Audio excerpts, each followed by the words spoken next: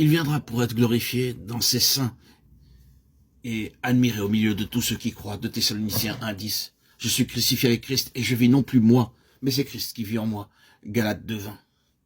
Dans la partie de sa lettre aux Galates où Paul résume les débuts de son apostolat, il écrit ces paroles qui semblent rester incomprises de beaucoup.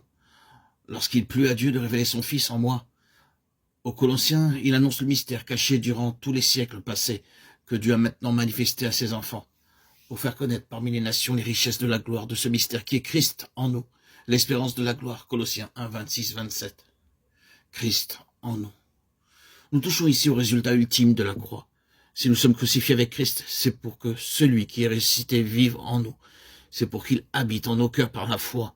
Cette habitation du Christ en nous est nommée par l'apôtre un mystère, mot qui veut dire secret. Le mystère est une chose cachée à l'intelligence, jusqu'à ce qu'il y ait eu révélation. Ce mystère ne fut pas dévoilé sous la loi. Alors, à quelques exceptions près, les hommes suivaient chacun son propre chemin, sans se soucier de Dieu. Ils furent peu nombreux ceux qui, comme Abraham, virent de loin son jour et s'en réjouirent. Ceux qui, par la foi, s'emparèrent des promesses et en saluèrent l'accomplissement.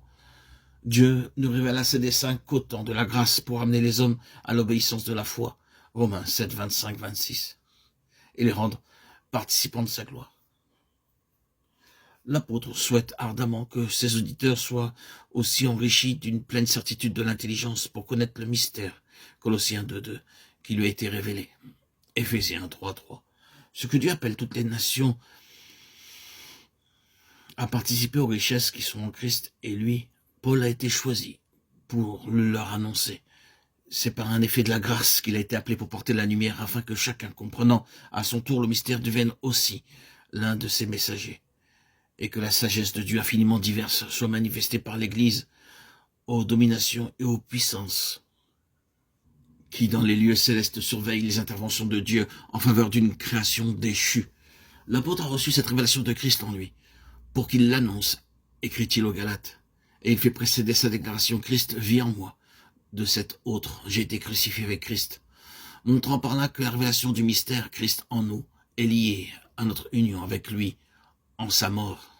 Dès que nous avons compris cet ultime message du calvaire et ses répercussions dans notre vie quotidienne, toute la pensée de Dieu à notre égard se déroule à nos yeux dans son harmonieuse beauté. Quel idéal serait trop élevé désormais, puisque je n'ai plus qu'à faire place au Seigneur pour qu'il atteigne cet idéal en se servant de moi. Quel ordre pourrait être au-dessus des forces du serviteur, puisque le Christ lui communique sagesse, puissance, et toutes les forces nécessaires aussi longtemps qu'il reste crucifié avec son Sauveur. C'est la puissance même de Dieu qui, maintenant, anime sa vie. Et tandis qu'il fait quotidiennement l'expérience joyeuse de la vie de Christ en lui, toutes choses lui paraissent autres, son horizon se déplace.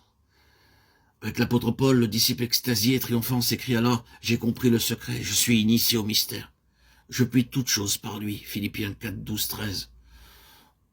Mon sujet de joie, d'une joie plus intense chaque jour, c'est que désormais, pour moi, vivre, c'est Christ. Philippiens 1, 21.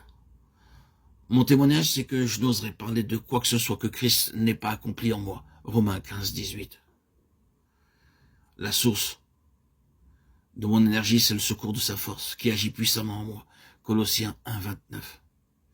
Vie bénie où le racheté marche par la foi au Fils de Dieu. Parfait repos, bonheur sans mélange, liberté absolue. L'âme a toute chose lorsqu'elle a compris le secret de son droit.